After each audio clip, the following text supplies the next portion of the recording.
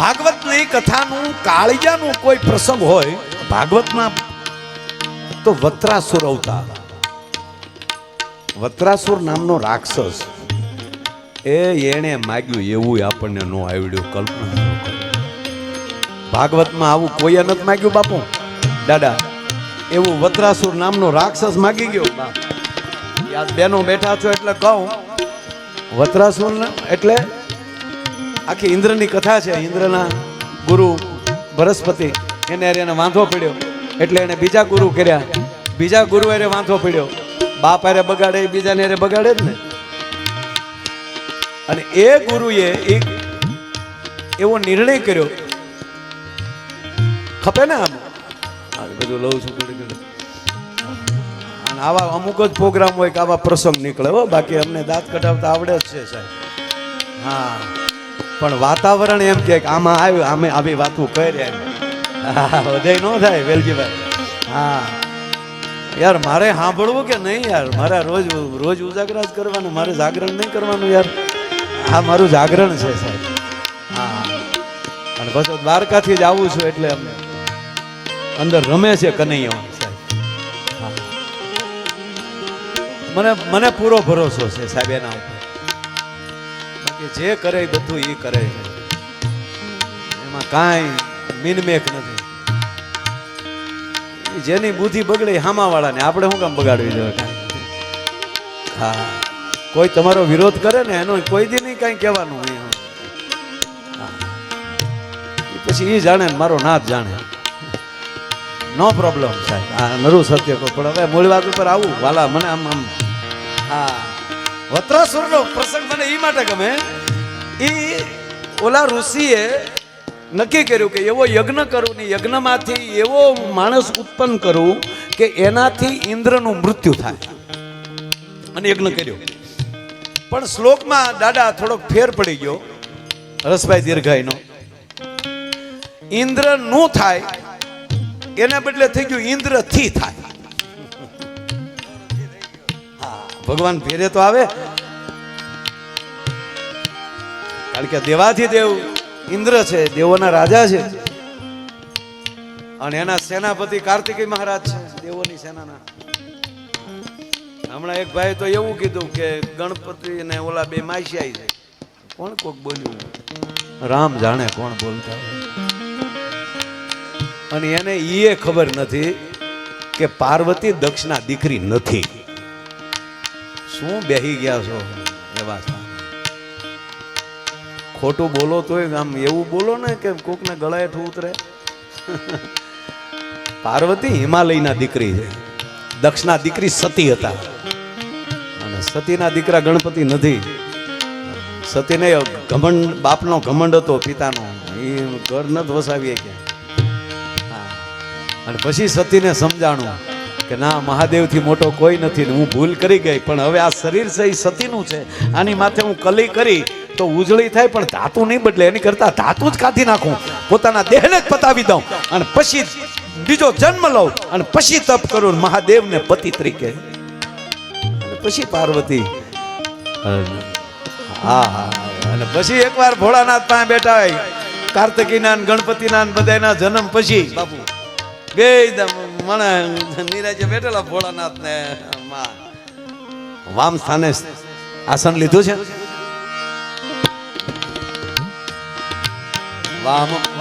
આખો શ્લોક છે. ડાબીના સાઈડમાં હૃદય ડાબી બાજુ હોય એટલે ડાબી સાઈડ પતિને બેહાડે. એટલે કે અમારા હૃદય જેવા તમે એ મારા. હા,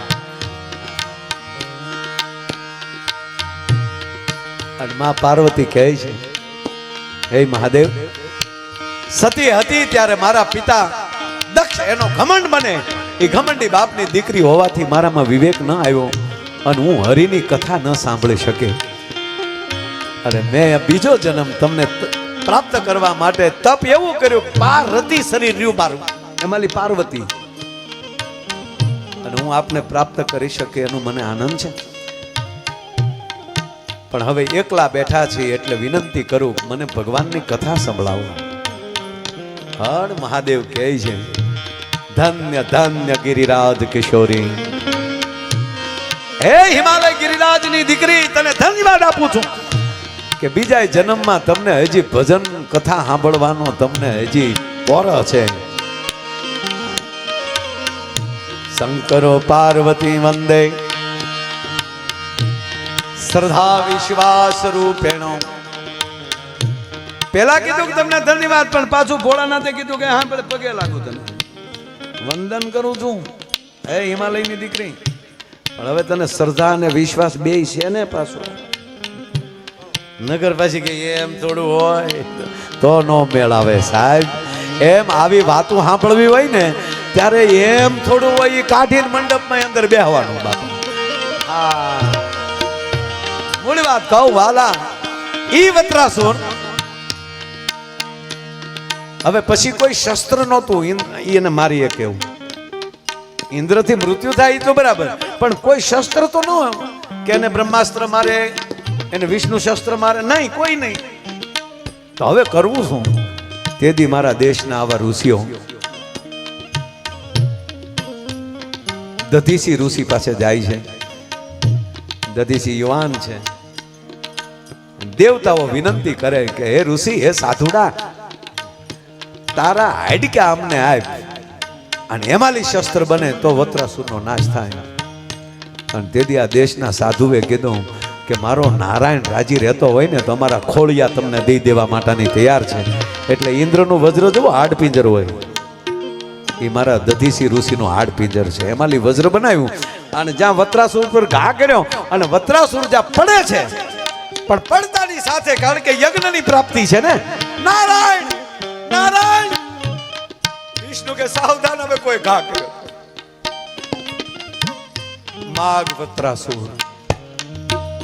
અને બાપુ જે માગ્યું છે એને હાય એ માવું તમને યાદ કરી એને વત્રાસુરે કે મારા નાથ, તારે દેવું હોય ને તો માગું એટલું કે કોઈ ગરીબ બાઈ હોય, એનો પતિ બીમાર હોય, ઘરમાં એક ઉઠી ઝાડ ન હોય, પાડોહીને પોતાનો દીકરો 6 મહિનાનો દીકરો દઈ અને દાડીએ ગયું હોય, દાડીએ ન જાય તો પેટ હેનથી ભરવું. એ પાડોહીને દીકરો દઈને ગઈ હોય, થોડુંક દૂધ દેતી આવ્યું હોય, મારો દીકરો ભૂખ્યો થાય ને થોડુંક દૂધ પાજો, અને બપોર થાય છોકરો જાગી જાય, પાડોહી બાઈ પાછી વળી હેલો નાખે, થોડું ઘણું દૂધ. પણ માની ભૂખ લાગે ને દીકરાને, પછી કોઈથી સાનો ન રહે. આ વત્રાસુર કહે છે ભગવાનને કે નારાયણ, તારે મને બનાવો, પ્રેમ દેવો હોય તો એવો દેજે કે ઈ બાળકને પછી પાડોની બાઈ દૂધ આપે, ઘોડિયામાં નાખે, પણ કોઈથી માને નહીં, અને ઘોડિયામાં ઉલલતો તો બસ એવો પ્રેમ દેજે મને, એવા બાળક ઘોડે હું તારો પુકાર કરું. હું પડ્યો અને હા ભલે નારાયણ, તું પણ અહીંયા છોકરું સાનું ન રહી ને, હવે તો એમાં પ્રેમ મરી ગયો હશે, ખબર નહીં સાહેબ. મેં તો જોયું છે, આંખે જોયું છે. ઓલી દાડીએ ગઈ હોય ને એને ધાવણ સડે ત્યાં, એ ઓલા ખેડૂને એમ કહીએ 5 રૂપિયા મને ઓછા દેજો, પણ મારો છોકરો જાગી ગયો લાગે, હું હમણાં મારા દીકરાનું પેટ ભરાઈને વહી આવું, મને ધાવણ ચડ્યું છે. આજ વત્રાસુર કહે છે કે એવી માં જેવો તને મારા પ્રત્યે પ્રેમ ઉભરાવો જોવે, તારા બધા કામ મૂકીને દોટ દેજે મારા માટે. પછી તો ચકલાના પોતાનું કહે છે, 4 શ્લોક છે એમાં, પણ હજ તો બાપુ એ કર નાખે. નારાયણ હસે છે, શાબાશ, તને રાક્ષસ કીધો કોણે? આમાં મને સમજાતું નથી. માગ, હજી માગ. અને હજી માગે એમ કીધું ત્યારે લાકડી પડે પગમાં પડે છે કે ઘાયલ હું માગે તારી પાસે. પણ એક કહું, કાંઈ ન દેતો એ વાંધો નહીં બાપુ, આ મને બહુ ગમ્યું. કાંઈ નારાયણ ન દેતો વાંધો નહીં, પણ જે કોઈક સાધુની નજીક હોય ને, રોજ રહેતો હોય ને, એવો મને ભાઈબંધ આપજે, જેથી કરી અને હું સાધુડાની નજીક રહી શકું. આ વત્રાસુર ભાગવતમાં માગે છે. આજ સુદામાને મળવા માટે ભગવાન કૃષ્ણ જેમ કે ભાઈ દોટ દે, ક્યાં હતો સુદામા? બાપુ ખંભા બોલી પિતાંબર પડી ગયું દ્વારકાની ભૂમિ ઉપર, દ્વારકાની બજારમાં. વિષય ફેરવીને આશી બાજુ તરફ તમને લઈ જવા મારા પાછું નથી, પણ પિતાંબર કૃષ્ણના ખંભેલી દાડા 2 વાર પડ્યું છે. એકવાર મહાભારતના યુદ્ધમાં, કુરુક્ષેત્રના મેદાનમાં, મહાભારતનો દિવસ, અને દાદા ભીષ્મ દુર્યોધનનું ખાય અને યુદ્ધના મેદાનમાં આવે છે. અને દાદા ભીષ્મએ કુરુક્ષેત્રના રણમાં મેદાનમાં પગ મૂકતા પહેલા, રથને દાખલ કરતા પહેલા રથથી નીચે ઉતરી અને ધરતીને ધૂળીને માથે ચડાવી, અને તેથી દાદા ભીષ્મએ પ્રતિજ્ઞા લીધી કે આજ કૃષ્ણની પ્રતિજ્ઞા ન તોડાવું તો ગંગા સૂત ન કહાવું, ગંગાનો દીકરો મટી જાવ. ઈ કહે છે ને કે હું હાથમાં હથિયાર નહીં લઉં, આજ લેવરાવું નહીં તો ગંગાનો દીકરો નહીં. અને દાદા ભીષ્મની તપેલ ત્રાંબા જેવી આંખું થઈ ગઈ. ધોબો ધોબો હાહાના લોહી નાખ્યા હોય આંખમાં, એક પણ શ્વેતકણ નહીં. જહાં દેખો તહાં ભીષ્મ. અને રથની પેગડીમાં પગ દઈ અને રથમાંથી ચડ્યા, પણ પેગડી પે પહેરી દિયો, પેગડી હિલાઈ દિયો. એકલી રથની પેગડી નહોતી, એલી ધરતી ધમધમી ગઈ સાહેબ. અને ક્રોધથી દાદો ચડ્યો, પણ બાણ ઉપર બાણ. ભગવાન કૃષ્ણ રથ ચલાવે. સાવધાન અર્જુન, સાવધાન અર્જુન, શાબાશ ભીષ્મ દાદા, શાબાશ ભીષ્મ દાદા. અર્જુન સાવધાન, આજ મારની તો વાંધો નહીં, પણ આજ માર ખાતો નહીં, ધ્યાન રાખજે. આજ આ ભૂકા કાઢવાનો કૃષ્ણના વસ્ત્રો ચીરી ચીરીને બાણ જાય દાદાના ભીષ્મના. એમાલી દાદાને ક્રોધ ચડ્યો અને કાનની પૂટી ઉધી એમ કે પેનની ખેની અને ઠે ઠે ઠે કરતું જા બાણ જીક્યું.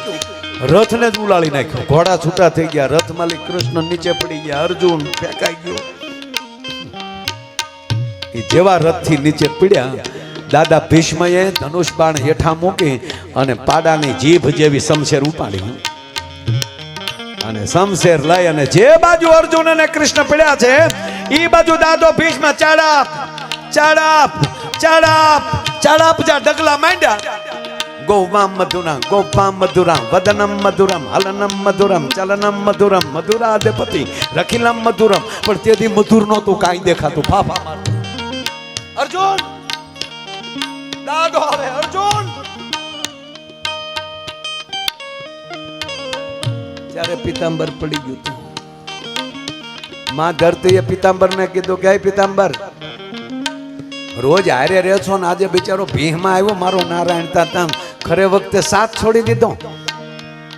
કે ના ના માં, એવું કઈ છે. મારું નામ પિતાંબર છે. પિત્ત એટલે શરીર, અંબર એટલે ઢાંકણ. હું શરીરનું ઢાંકણ છું, પછી નારાયણનું શરીર ઢાંકું કે તારું શરીર ઢાંકું, એમાં ફેર શું પડે? કે ના, તું નારાયણનું ઢાંકણ છો. સાથ મૂક્યો, આમાં જાણી જોઈને મૂક્યો. આ વાત મને ગમી બહુ. રૂપક જેને લીધું એને.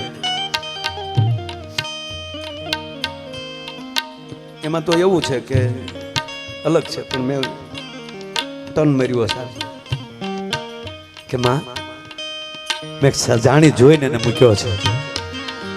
કેમ કે માં અંગત મિત્ર હોય ને, એને કોઈ આપણે હાજરીમાં કોઈ એમ કીધું કે હાથથી આપણે બીડી બાઈ, આપણો અંગત મિત્ર હોય ને કીધું બીડી બાઈ હાથ, પણ પછી એનાથી રહેવાનું ન હોય, પણ એક બાજુ સુપાઈને પછી ખેંચતો હોય અને એમાં આપણે આવી જાય તો આપણામાં ખાનદાની હોય ને તો પાછું ફરી જવાય કે આગળ ભોઠો પડશે. મારી હાજરીમાં પ્રતિજ્ઞા લીધી ને ભોઠો પડશે, પણ એ બિચારો રહી નહીં એકતો હોય, ભલે 2 ઘૂંટ મારી લે. એવો દાખલો પિતાંબરે દીધો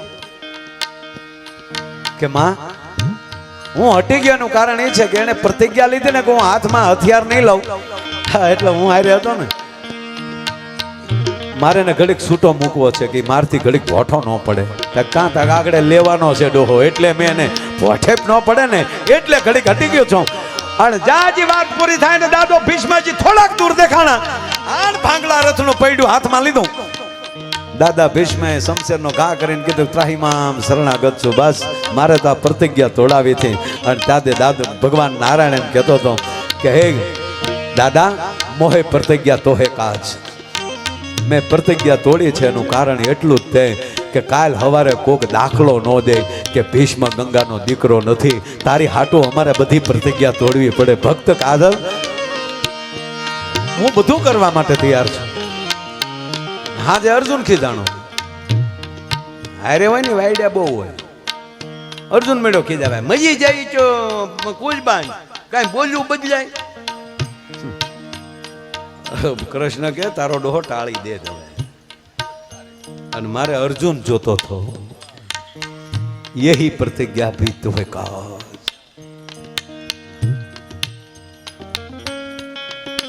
પછી પાછું અભિમન્યુને માર્યો ત્યારે પ્રતિજ્ઞા લીધી સૂર્ય અસ્ત થાય પેલા ન મારું તો અગ્નિ સ્નાન કરી લે અર્જુન. ભગવાન કે આવડા મારા પ્રતિજ્ઞા હસ્તિનાપુર વાળા લે ને પૂરીઓ મારે કરવાની છે. હવે એ મારનાર હતો આપણા અહીંથી કાંધારનો, કાંધાર નહીં આવડા સિંધનો રાજા, આપણું નજીક જ થાય ને સિંધ. અને દુર્યોધનનો હગો બનાવી અને એને પાછું વરદાન એવું હતું કે એનું માથું જે કાપી જેનાથી ધરતીમાં પડે ને એ ફૂટી જાય, વિસ્ફોટ થઈ જાય. કરવું હું ને એણે અને દુર્યોધને નક્કી કર્યું કે બનાવીને આજુબાજુ કોઈ આવવો જ ન જોવે. આજે હાથ સુધી બનાવીને ન મરવા દઈએ એટલે આપણે જીતી ગયા. ભાઈ ભગવાને વાદળું ઠેરાવી દીધું આડું અને મેળ્યા શંખ વગાડવા. જીતી ગયા, જીતી ગયા, હાંજ પડી ગઈ, હાંજ પડી ગઈ, જીતી ગયા. બધા ડિસ્કો કરવા વયા ગયા, ડીજે વગાડ્યું. એ ડીજે માં ગયા ને અર્જુન હેઠો બે ગયો, અર્જુનને સોટીઓ ફેર્યો કઈ હાથમાં હથિયાર લે, સાવધાન અર્જુન સલામ. અને એવી રીતે માર કે એના બાપ જે બેઠો છે આ રાજાનો પિતાજી જ્યાં બેઠો છે એના ખોળામાં નાખીને ઊભા થઈ જાય એટલે એનાથી જ હેઠું જાય એટલે બાપ દીકરા બેનો ખોબો ઉપડી જાય. કે પણ નારાયણ દી હાથમાં જો તું મોટો હું વળી વાયડા હું કરો છો, ઊભું થા. અને ઠે ઠે ઠે કરતો બાણ ચડાવી ભગવાને વાદળ હટાવ્યું. ખોબો પાછા પાંચે દીકરાને અસ્વસ્થતામાં માર્યા. પાછી પ્રતિજ્ઞા લીધી કે જેણે મારા દીકરાઓને માર્યા એને કાલ સૂર્ય અસ્ત થયા. આમ જ કે અર્જુન સીધે સીધો. પછી ભગવાને પકડી લીધો કાટલો કે હવે હવે મને હક લેવાઈ ગયો. શું જાણા જોયા વગરનો પ્રતિજ્ઞા મળ્યો લેવાય. હવે માર લે, આ તારો બાપ અમર છે. તાક તો હવે હું મરી જાઉં, હવે શું કરવું? તાક એની શીખા કાપી લે અને એનો મણી લઈ લે એમ કરીને પછી સમાધાન કર્યું. કહેવાનો મતલબ. અને બીજી વાર પિતાંબર પડ્યું દ્વારકાની બજારમાં. મારો કહેવાનો અર્થ ને ફરી વાર ધરતી એમ કીધું કે આજે કેમ આવ્યું તું, આજે કેમ સાથ મૂક્યો? અને ત્યારે પિતાંબરે કીધું કે માં રોજ હારે રહેતા હોય ને પણ વરસ જૂનો ભાઈબંધ આવતો હોય ને જ્યારે વૈશમાલી હટી જવાય જેથી કરીને ઈ બે અહીંયા ભલે મળી લે. ત્રિકમે લીધા છે એકદમ તેડી રે આઉડાયા આંખ મારે રેજી અરે રે આઉડાયા આંખ મારે રેજી.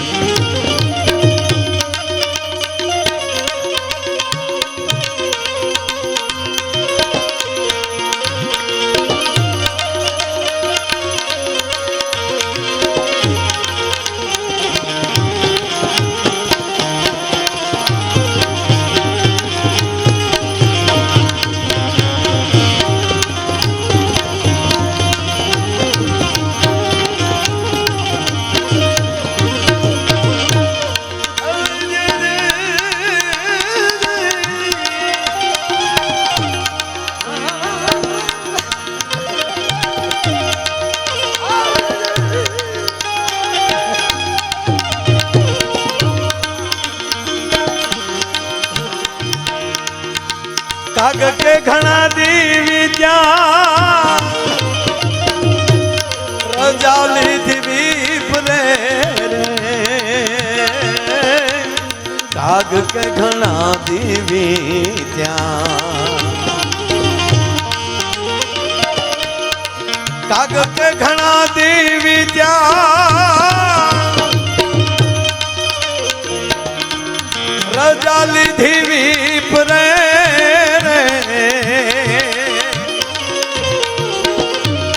મોરારી પાસે કાંઈ નવ માગ્યું રે ધન ધન એની ધારણા રે રે જી અરે ધન ધનયને ધારણા રે રે જી અરે ધન ધન